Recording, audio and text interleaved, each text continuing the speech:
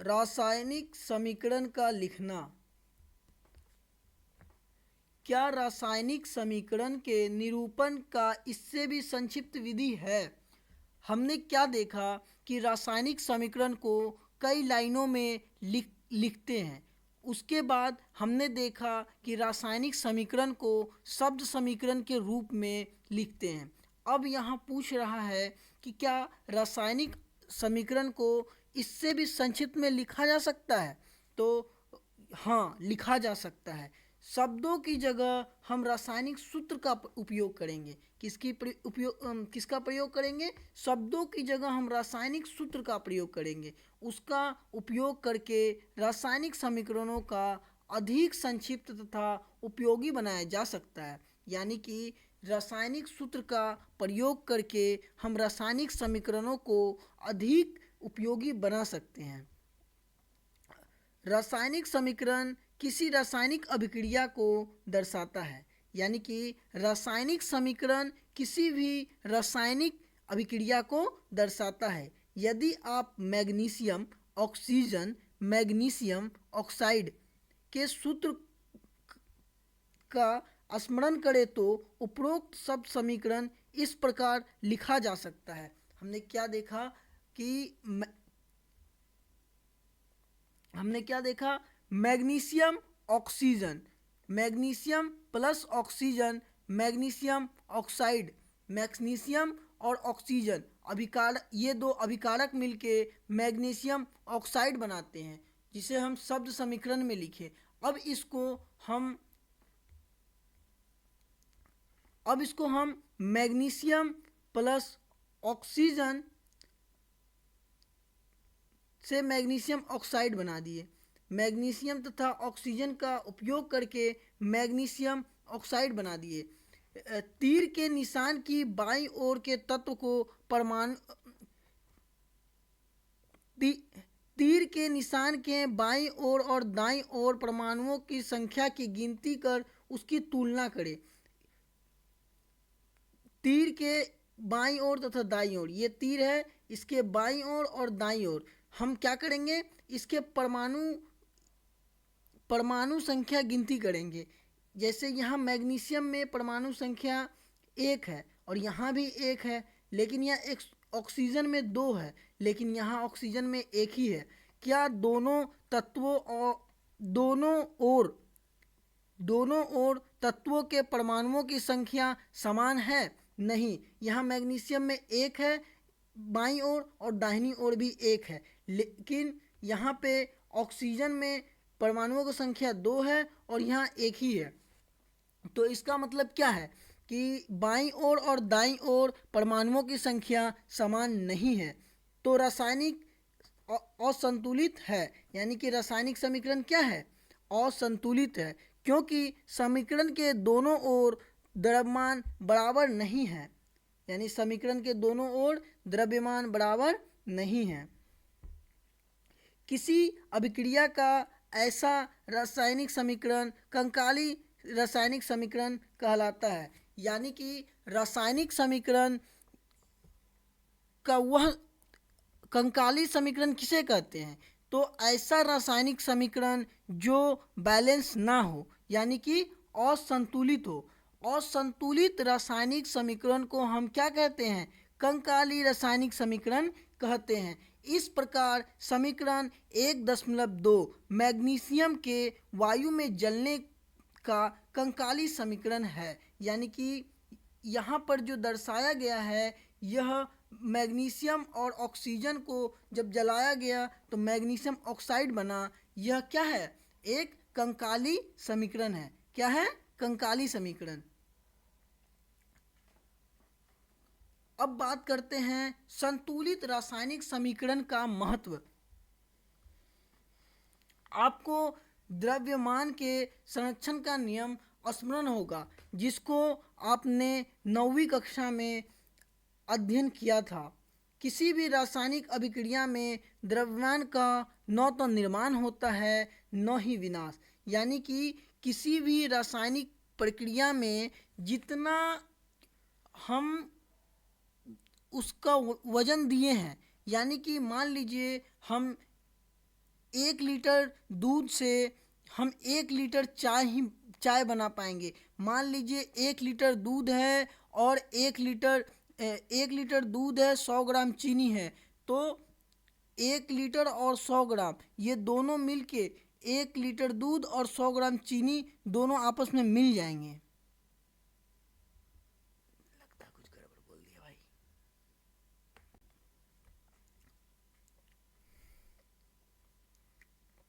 आपको द्रव्यमान संरक्षण नियम स्मरण होगा, जिसका आपने 9वीं कक्षा में अध्ययन किया था। किसी भी रासायनिक अभिक्रिया में द्रव्यमान का न निर्माण होता है न ही विनाश। अर्थात किसी भी रासायनिक अभिक्रिया के उत्पाद तत्वों का कुल द्रव्यमान अभिकारक तत्वों के कुल द्रव्यमान के बराबर होता है। हम लोग क्या पढ़ें, इस साइड को अभिकारक और इस साइड को उत्पाद कहते हैं। यानी कि 1 किलो अभिकारक देंगे तो उत्पाद भी 1 किलो बनेगा, आधा किलो अभिकारक देंगे तो उत्पाद भी आधा किलो बनेगा, 100 ग्राम अभिकारक देंगे तो उत्पाद भी 100 ग्राम ही मिलेगी। दूसरे शब्दों में रासायनिक अभिक्रिया के पहले एवं उसके पश्चात प्रत्येक तत्व के परमाणुओं की संख्या समान रहती है। यानी कि हम यह भी कह सकते हैं कि पहले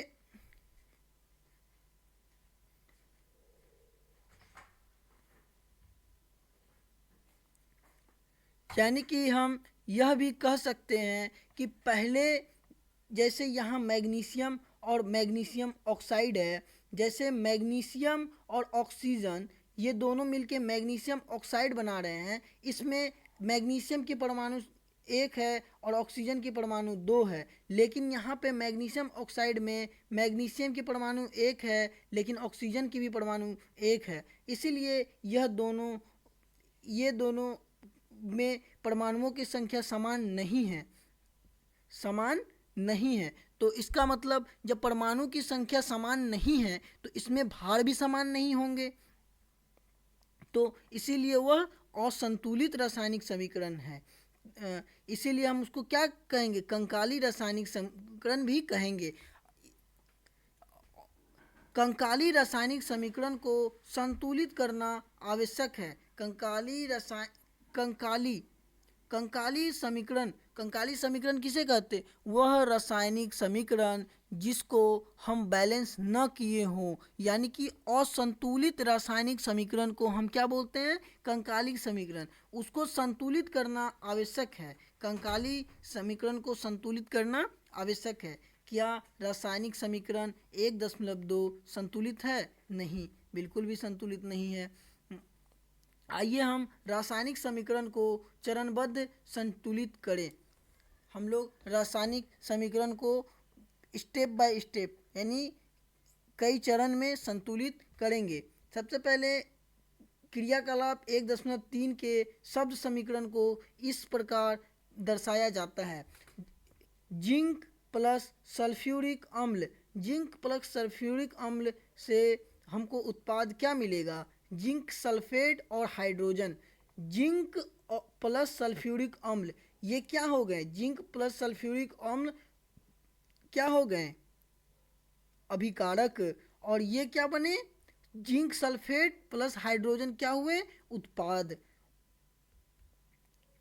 उपरोक्त शब्द समीकरण को निम्नलिखित रासायनिक समीकरण से दर्शाया जा सकता है। जिंक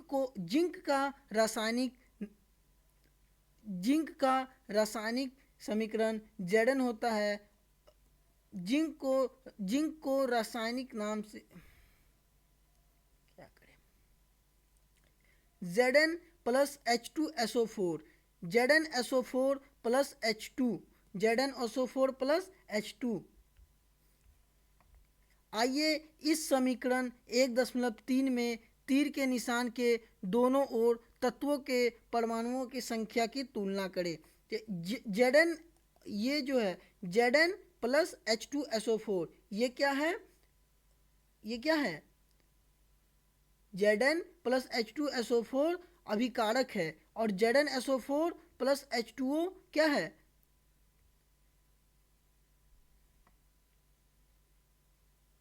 उत्पाद है।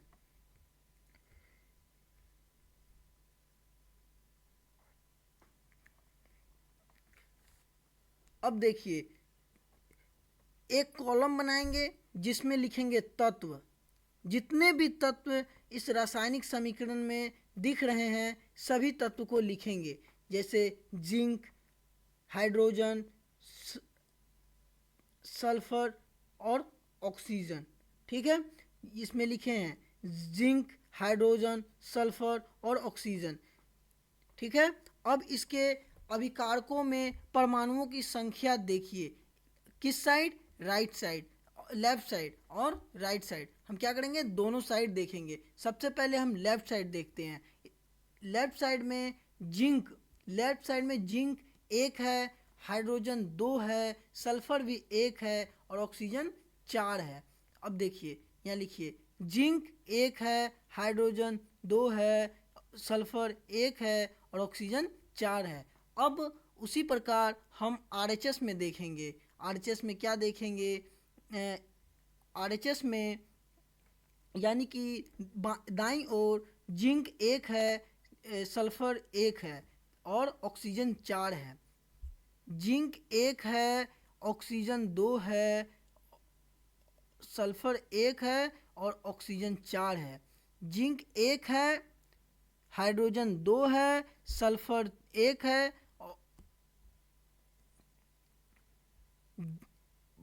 दाईं ओर जिंक एक है, हाइड्रोजन दो है, सल्फर एक है और ऑक्सीजन चार है।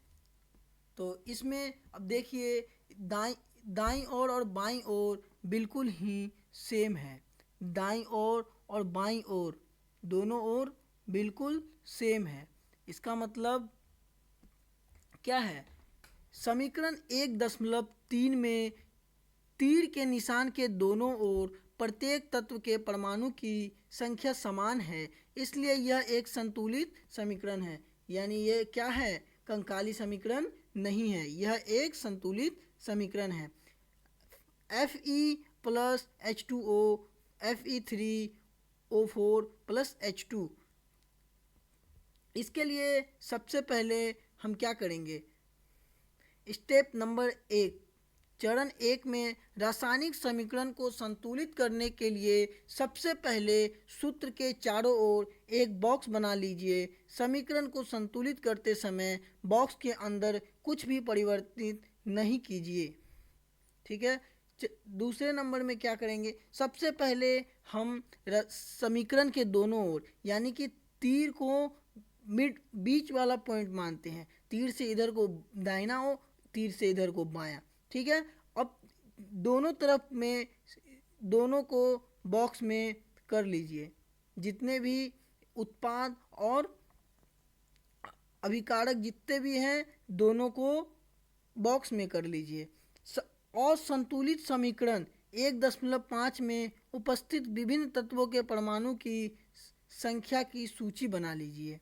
जैसे कितने कितने परमाणु हैं, सबसे पहले हम देखेंगे कि कौन कौन से तत्व हैं। Ferrous, hydrogen, oxygen. Ferrous, hydrogen, oxygen. Ferrous में बाईं ओर देखेंगे तो 1, हाइड्रोजन 2, ऑक्सीजन 1 और दाईं ओर देखेंगे तो फेरस 3, ऑक्सीजन 4 और हाइड्रोजन 2। चरण अब तीसरे चरण में क्या करेंगे, सुविधा के लिए सबसे अधिक परमाणु वाले यौगिक को हम संतुलित यौगिक को पहले संतुलित कीजिए। सबसे अधिक किसमें है, सबसे अधिक है 4 में, तो इसका मतलब हम इसको पहले संतुलित करेंगे। चाहे वो अभिकारक हो या उत्पाद, उस यौगिक में सबसे अधिक परमाणु वाले तत्व को चुनिए। इस आधार पर हम Fe3O4 और उसके ऑक्सीजन तत्व को चुनते हैं। Fe3O4 और उसके ऑक्सीजन तत्व को चुनते हैं। दाईं ओर ऑक्सीजन के 4 परमाणु हैं, जबकि बाईं ओर केवल ऑक्सीजन के परमाणु को संतुलित करने के लिए बाईं ओर क्या है, केवल एक। तो प्रारंभ में संतुलित करने के लिए प्रारंभ में कितने हैं, एक हैं, और होने कितने चाहिए, और प्रारंभ में कितने हैं, एक, और उत्पाद में कितना हो गया, यानी कि अभिकारक में एक है और उत्पाद में चार हो गए।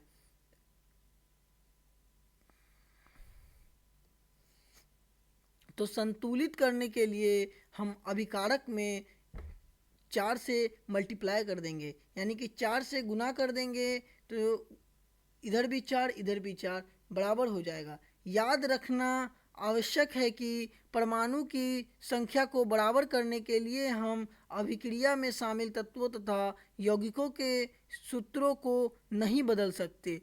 जैसे कि ऑक्सीजन परमाणु को संतुलित करने के लिए हम चार गुणांक लगा के 4H2O लिख सकते हैं, लेकिन H2O4 या H2O होल 4 नहीं लिख सकते। आंशिक रूप से संतुलित समीकरण अब इस प्रकार होगा, Fe4H2O Fe3O4H2O, यानी कि अब क्या कर दिए हम इसको, यहाँ पे ये चार लगा के इस समीकरण को बैलेंस कर दिए। अब चौथे चरण में Fe तथा H परमाणु अब भी संतुलित नहीं है। इसमें हम लोग क्या किए, आंशिक रूप से, इस समीकरण को क्या बोलेंगे, आंशिक रूप से संतुलित समीकरण, क्योंकि इसमें सिर्फ हाइड्रोजन नहीं, इसमें सिर्फ ऑक्सीजन क्या हुआ है, संतुलित हुए हैं, इसीलिए इसको सिर्फ आंशिक रूप से संतुलित समीकरण बोलेंगे।